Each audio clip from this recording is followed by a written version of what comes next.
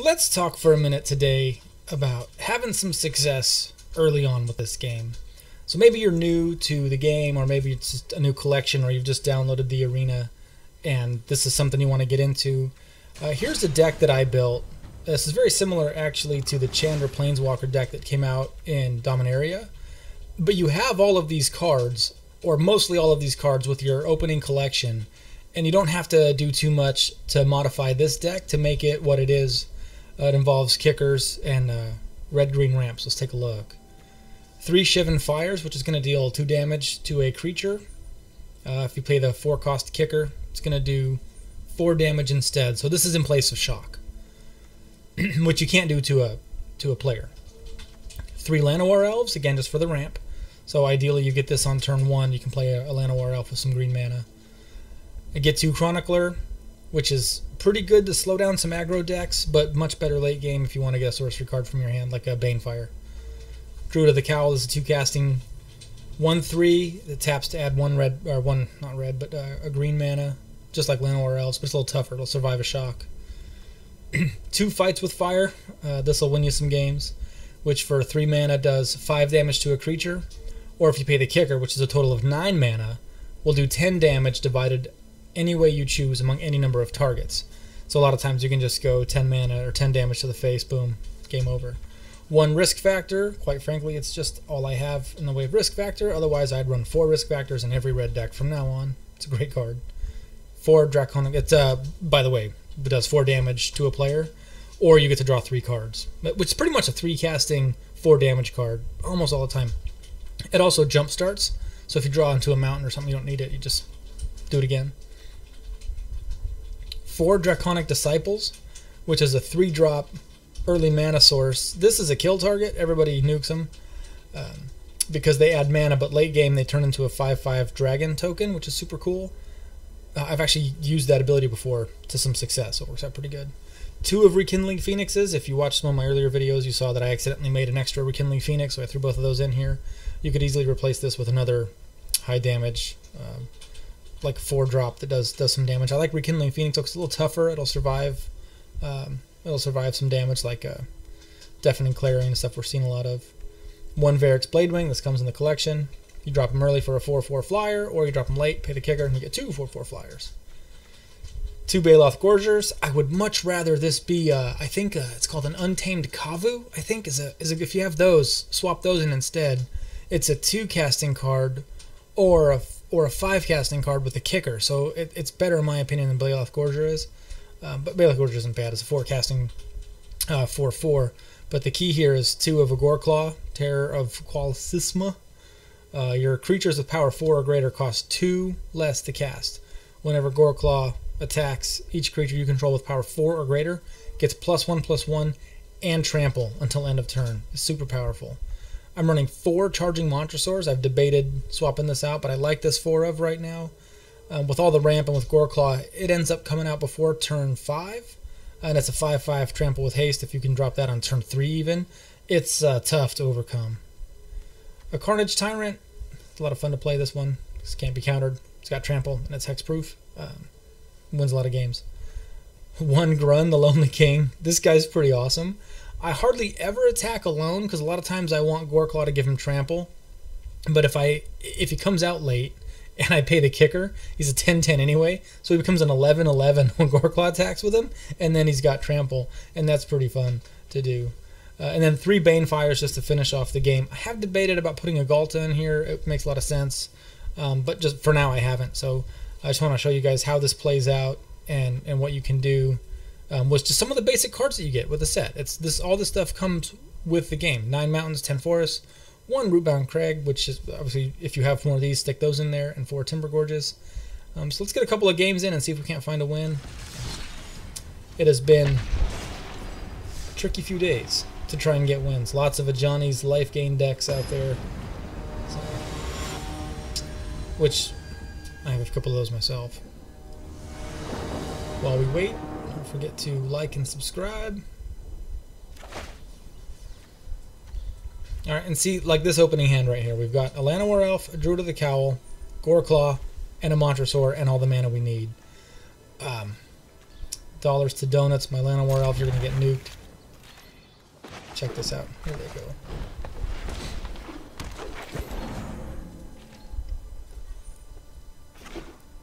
Hey, it's white mana. They get to live another day. So, let's see. We're looking at a turn 3 Goreclaw anyways. But with any luck, we need another red mana source to play. And we're not going to attack because I don't want to tap too early. We're not going to be able to play the Phoenix without another red mana source. But we could end. There it is. There it is. So in theory, we could have a pretty hefty army to attack with. I'm not attacking because he could seal away. So I'm playing around seal away for now. So now my Monstrosaur costs 3 and my Phoenix costs 2. So I can't drop them both on the same turn. But boy, this is exactly what I'd hoped for. So now we're going to run in with Goreclaw and the Monstrosaur, both of which trample, and they become difficult to deal with at this point. Goreclaw is the target for that seal away. So he must have it because he took all that damage, so he must have a plan here. As soon as my Rekindling Phoenix comes out, though, it's going to change the game. Oh, there's a murder. So there he goes. And I'm fine with him attacking. That's totally cool. I'll take 3. And I'm going to drop all of my ramp right now. Because if I draw into a Banefire, the game is over. And we'll attack. I'm happy with him using a seal away at this point, because that ties up his mana. So if he exiles one of my tapped creatures or destroys one, not super worried about it. This flyer is going to be really hard for him to deal with. He can make this non-lifelink character as big as he wants. And I think we have enough mana for the kicker here. So now, I mean, this is just trouble. And you can do this with just the basic cards that come with the set. It's pretty competitive. You will get some wins.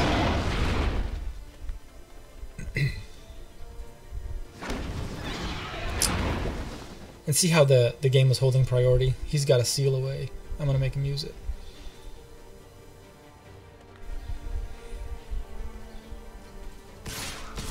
I'm not going to go in with the Llanowar Elves. I could, but I'm not going to. Because he could block down the Monstrosaur, kill it, take 1, seal away the Phoenix. Or murder the Phoenix. That's fine too. Yeah.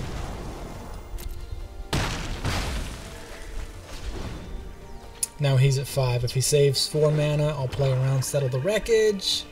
I doubt that's in this deck that he's playing. He's got a lot. Did he draw all of his murders? I mean, seriously. 3 murder? And there's my second Phoenix anyway. Maybe he's seen enough at this point. Maybe not. Oh, I get to attack. How exciting. Game 1 is ours. We'll move on to the next one. Doesn't always work out this way. A lot of times you can get stuck by either drawing all of your ramp and none of the big creatures you need to win, or you will draw only the big creatures you need to win and a couple of forests, and that's all you get. It just happens that way sometimes. You can't. I've played enough Magic to know that you can't control it. Even on paper, sometimes the random element gets you. But you know, that's what separates the pros from the amateurs, is how they deal with that situation. This could be a turn 4 Monstrosaur, so this could be good. I will of course drop the Shivan or the Mountain first, just so I can play the Shivan Fire on some of the dangerous, you know, creatures he might drop, like a Siren Storm Tamer's eating it. I'm not too worried about Mistcloak Herald, not until he puts the Curious Obsession on him. But we all know that's coming. Wow, I've got every Draconic Disciple. So I'm going to pass turn. There's no reason for me to Shivan Fire him now. He knows I have it because I held priority by accident. Or he thinks it's strategic, I just didn't do anything. I don't think that's the case. Deep Root Elite. Well, that Elite is going to eat my Shivan Fire like right now. So he's playing the Jungle Secrets deck, or a modified version of it. You see this one a lot, actually, if you're playing a Welcome deck. They love to pair you up with Jungle Secrets. And it's not the funnest deck to play. Although, being that he's playing Jungle Secrets, I'm not worried about losing my mana ramp.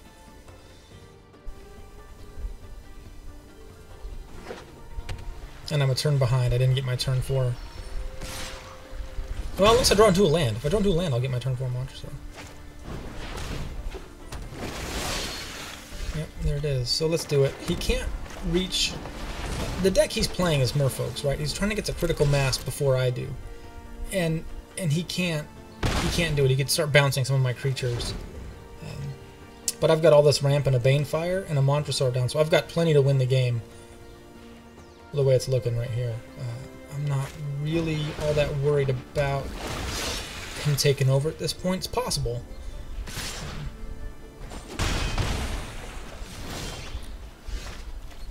There we go. This is good. And we're just going to swing him with everything. He's not blocking. They never risk their Merfolks. If he's holding like a Mistbinder, like a Merfolk Mistbinder, which gives them all +1/+1, I've still got him next turn because there's no way he's blocking. Plus my Monstrosaur tramples, and I've got a Banefire. So at this point, the game is ours. Once again, he reveals her. He can't unless he plays a land. Draws a card. Maybe he gets an island or a forest and can play her. You know, it's a Kamina Speaker. We're gonna get punched in the face. Not a problem. But for 7, I can take that.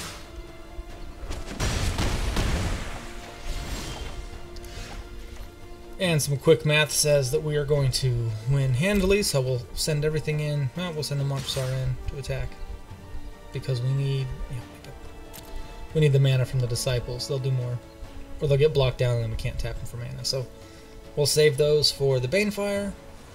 Even if he double blocks, he's still going to take some damage. He takes 3.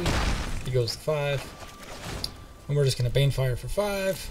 Can't counter it, can't prevent it, can't block it. The game is ours. So game 2 is ours. And that's a pretty consistent sample size of what can happen with this deck. We'll do one more. Those are pretty quick games. I'd like to do one more. Actually, I'd like to lose, funny enough, just to show you what can happen with the mana when mana ramp goes awry.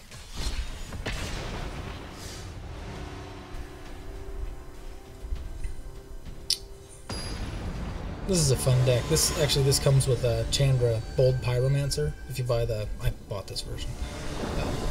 The Planeswalker isn't very good, but the deck concept is really strong, especially with like Goreclaw. Goreclaw came out, and if I had 4 risk factors, that'd be awesome. I mean, I'd replace those with the Ghitu Chroniclers, and then have some consistent card draw. I'm gonna hang on to this hand. By turn 3, I could draw into some land and then drop Goreclaw again, and I could really see what happens. If he's playing some serious removal or burn, even, that can really get in the way. The Izzet deck that's out there, the Izzet Phoenixes, really torches my deck. Oh, what's he got? Oh, vampires. Life gain. Yeah, life gain also gets a little tricky. Plus, he's got murder. He's got cast down. He's got they hardly ever play Ritual of Soot along with their vampires. So Ritual of Soot kills all their vampires too. Oh, that's no good. No, let's drop a Chronicler. And I'm gonna save. I'm gonna tap this for the mana manually and save the red for a Shivan Fire in case he drops oh, I forget the name of it, but the vampire that gives all the other vampires +1/+1. Another Zealot comes down, no problem.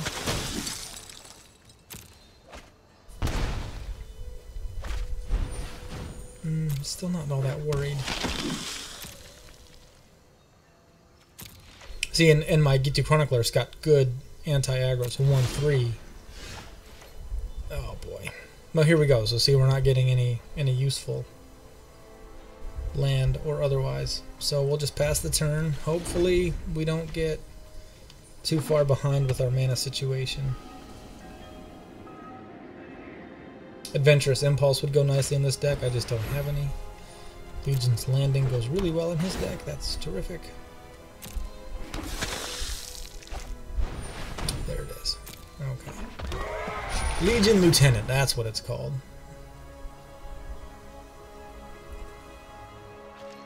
And we're just going to click that guy right away. We're not even going to wait.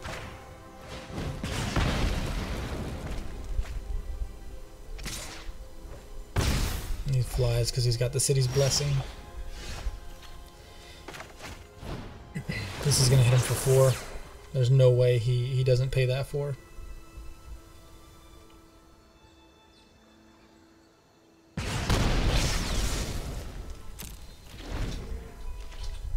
So we'll obviously do that again and drop Baloth Gorger. Oh boy, this is rough. This is a rough one. Yep, he's gonna lifelink. It's gonna be hard to overcome. And he transforms his Legion's Landing. That's awesome. So now he can tap it for a 1/1 anytime he wants. Well, as a sorcery speed, not anytime he wants. Or maybe it's an instant speed. Oh boy, that's another turn we're behind. So this is a good example. So this is what can happen with this deck if you don't get, I mean, even just a small number of lands. Had I gotten that 3rd land on turn 3 even, I could have dropped a turn 3 Goreclaw and turned this game around in a pretty big way. Had all these wonderful giant monsters out there. I mean, and this is what the vampire tokens are going to do. They're going to get out of hand. This is also a deck you can build with the starter cards that I will be demonstrating here pretty soon. Let's just block for good measure. Before we... I should have blocked that, but I didn't. Doesn't matter. Who are we kidding? It doesn't matter. And we play Goreclaw. Doesn't look like he's any worse of a blocker than the Gorgers or the Phoenix is. Can only block 1 at a time anyways, and that's gonna be the game. So he's gonna hit me with all these. There's nothing I can do about it. But like I said, this happens a few times. You just gotta sort of deal with that at first. There are better cards to put in decks like this, but I just don't have them yet. As I build my collection, I don't mind playing this way for a while. He's drawn into quite a healthy number of vampires here. Those Dusk Legion Zealots are pretty good. You know, pretty good early card draw for him. And then he's got his Legion Lieutenants out, which is nice. So, and Tribunals, there goes Goreclaw. Bye, buddy. He didn't need to do that. He's just playing cards. The game is his at this point. He's won. Maven, fine. Well, fine then. He probably has Divine Visitation in this deck as well. Maybe we just have to sacrifice 1? He does. Okay. So that when he creates tokens, he creates angels instead. So he's won this game. Kudos. Although he's giving me 1 more turn. Oh, no, he's not. No, I don't have another turn. Right? That's 8. Yeah, that's right. Cool. So the first 2 games are ours. When the deck works, it works really well and is very powerful. When it doesn't work, sometimes you can recover. One time I had a game like this, and it went to Grunn the Lonely King, so I busted out Grunn with a kicker, and I ended up winning that game. It was a lot of fun. But sometimes, you don't always win, so I don't mind showing some losses every once in a while. But that's a fun deck to play. Hopefully you enjoyed it, because I certainly did. Hey, and I got my quest done. Check that out. Thanks for watching. Take it easy.